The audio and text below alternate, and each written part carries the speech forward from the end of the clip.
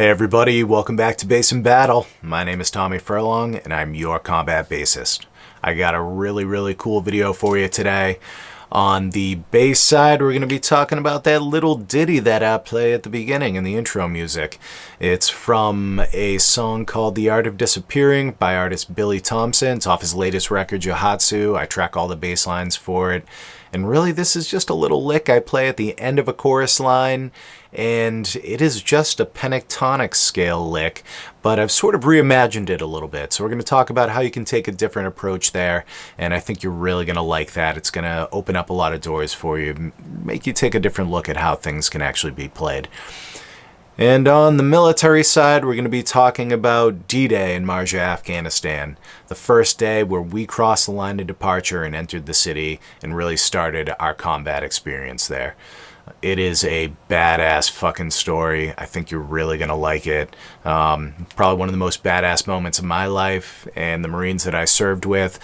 It involves the PSYOPS group that was embedded with us, a little PSYOPS team, and it is a super motivating story, so stick around for that. Alright everybody, let's get into this lick. What we're going to do first is take a listen to it, and I'm going to break it all down for you. Now again, this is from a chorus section of a song called The Art of Disappearing by local artist Billy Thompson. It's off his latest record, Yohatsu. Billy is an unbelievable guitar player, really sought after in the Boston area, and just an incredible producer and songwriter. Now this lick is a basic pentatonic lick. I just approach it differently, and I kind of reorder the notes. So it makes it sound really cool, really interesting, really unique. So let's take a listen, and then we'll come back and break it down. As the lights begin to take hold, my soul just comes alive.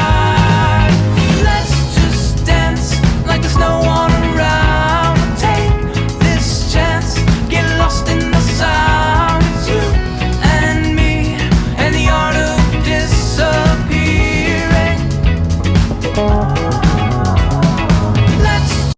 Alright, let's get after this lick. Now first off, the song is in C sharp minor. Chord changes are C sharp, A, B, F sharp. So I'm going to run through it really quickly, and then I'll play the lick as well, and then we'll really break down the lick nice and slow. Alright.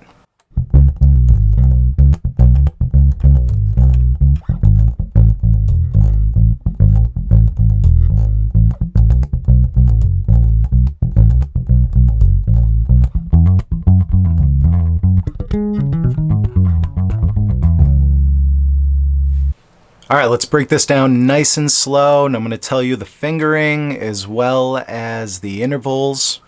Now starting off in the 5th of the C sharp, so we're playing with your ring finger, index finger, index finger, ring finger, index finger, index finger, ring finger, index finger, index finger.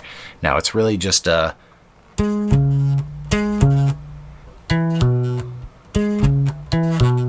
So we're doing 5th root, minor 3rd, minor 7th, 2nd, 5th, minor 7th, 4th.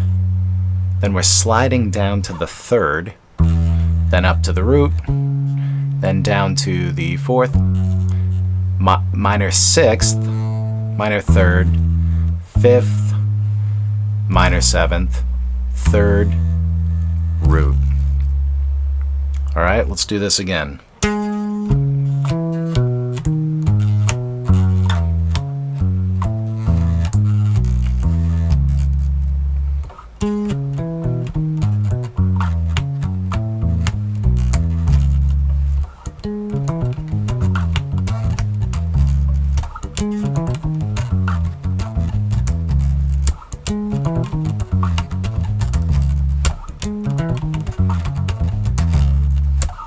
You can do lots of different types of moves with this kind of raking technique, ring, index. Kind of do like some chromatic stuff. Whatever you want to do with it. A lot of different cool ways to use it. I love using the pentatonic scale with it because it really gives it a unique sound. Very cool. Anyways, that is the lick, and really practice the fingering on this, and I'm telling you, it's a really cool way, especially to use like fourths, get that really jazzy sound, So I think once you get it down, you're gonna pull off some cool stuff, in the gigs, and people are gonna turn to you and go, "What the fuck was that?" So enjoy, and let's move on. All right, everybody, let's get into the story. Now, as you all know, I served as an infantry officer at 3rd Battalion, 6th Marines, based out of Camp Lejeune, North Carolina. Was a rifle platoon commander, weapons platoon commander, and fire support team leader. In 2010, I deployed to an area called Marja, Afghanistan. Now, for a little bit of historical context, in late 2009, President Barack Obama had really shifted focus from Iraq to Afghanistan. There was a large al-Qaeda element there, and the southern area of Afghanistan in the Helmand province was an area what they deemed the breadbasket, which was really where a lot of the funding for the insurgency happened. It's a very lush area, and they grew a lot of poppy and transitioned that into heroin and really used that to fund the insurgency. A lot of money in it. So the idea was to deploy Marines to that area, really clear the whole area, and hold it, and provide security, and then build infrastructure, what they deem the CHUB, clear, hold, build. Now, there are areas like Marja, Sangin, Kajaki, all very kinetic areas, really tough deployments, tough fights for those Marine units that deployed to those areas, and ours was really no different in Marja. Now, in early January, we flew into Camp Leatherneck, which was just a giant Marine base, and really a staging area for the Marines before they deployed to their remote locations and area of operations. So for about a month, from January to February, we did combined arms training with the different units deploying with us, our Afghan Army counterparts, and really did a lot of planning for how we were going to attack the city. So we were going to do what was called the CHUB, which was clear, hold, build. You clear the city and zone. You create a foothold in the area and continue securing it.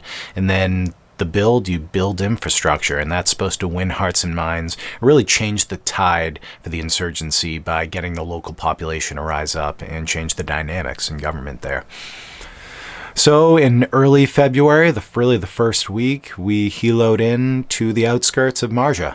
It was the biggest heliborne operation since Vietnam. So we flew into the north side of the city. Our sister battalion, 1/6, flew to the south. The idea was we were going to clear the city from the north to the south. They would clear from the south to the north, kind of meet in the middle. So for about 2 weeks before we actually crossed that line of departure and went into the city, we did what was called shaping operations. And that's really just kind of patrolling the area and the outskirts of the city, probing the enemy, seeing how they were going to react to us, how they would attack us, really, small arms, medium machine gun, what were their tactics. And it worked really well. We would probe them into little skirmishes, little firefights, but nothing really too serious. Now, there was a big canal that went around the entire city, and there were only just a few areas to enter, one being a big land bridge, and we knew the objective was to get to that land bridge so that we could really remove all the highly laden with explosives, just thousands of pounds of HME, which is homemade explosive that they used to create IEDs, and that the idea was to kind of get rid of those, and then that land bridge would be our way into the heart of the city. Now, before we did that, there were villages on the outskirts of the city that we knew we had to get through first. So as part of our shaping operations, we spent a lot of time there doing reconnaissance efforts, and again, just kind of probing those different areas, those weak points, those choke points, things like that. So for 2 weeks, we dug our foxholes, we slept in those, and we had a PSYOPS unit attached to us. Now, this was really just a team of 2.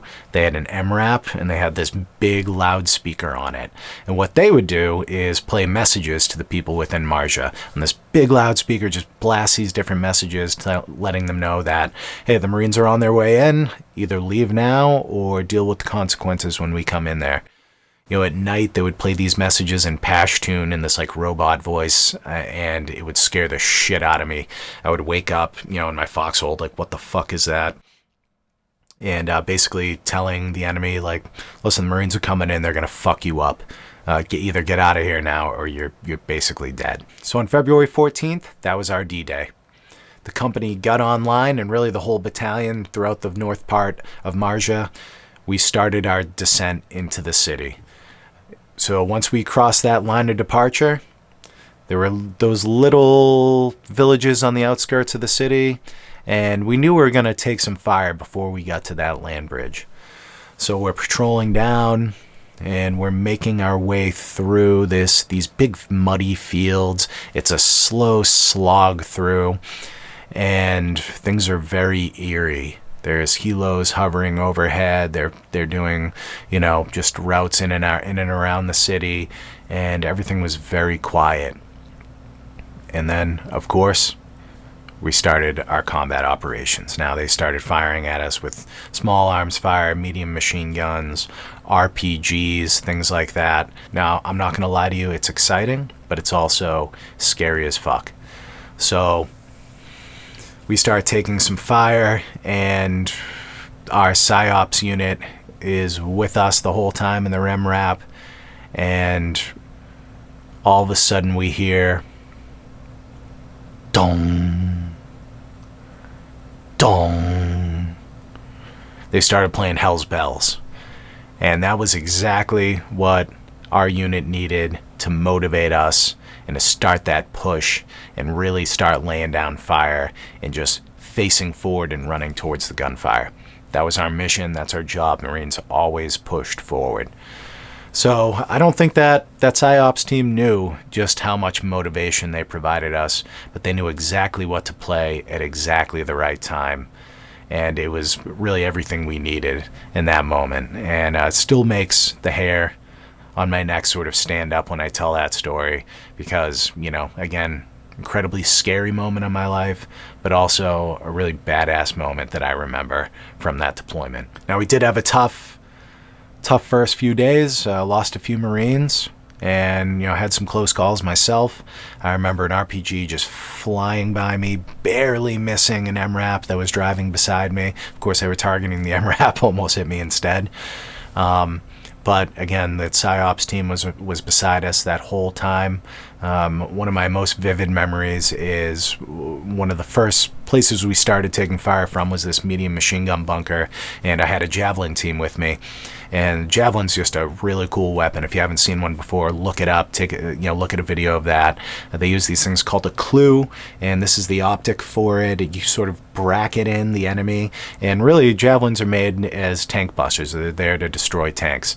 So you bracket in whatever the target is, and you fire, and it's a soft launch. So the thing kind of pops out, and then takes off, goes straight up in the air, and it comes straight down on those targets. And again, you know, meant to destroy tanks, and really the weakest part of the tank is from the top, so it comes straight down on tanks, blow them up. In this case, it was a medium machine gun bunker, and one of the first things I saw go.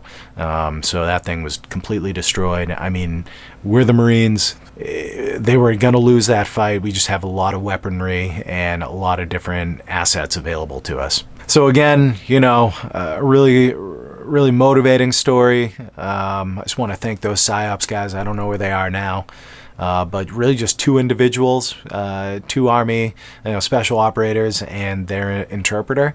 And man, they really got us through that deployment. We had a lot of fun with them, and they knew how to motivate us. I remember they play Miley Cyrus from time to time, just some different ways to sort of keep the levity and really avoid sinking into some depressions, with which could get you pretty easily in those times. You lost a lot of people got injured, hurt, and after fighting day after day after day, wears down on you a little bit.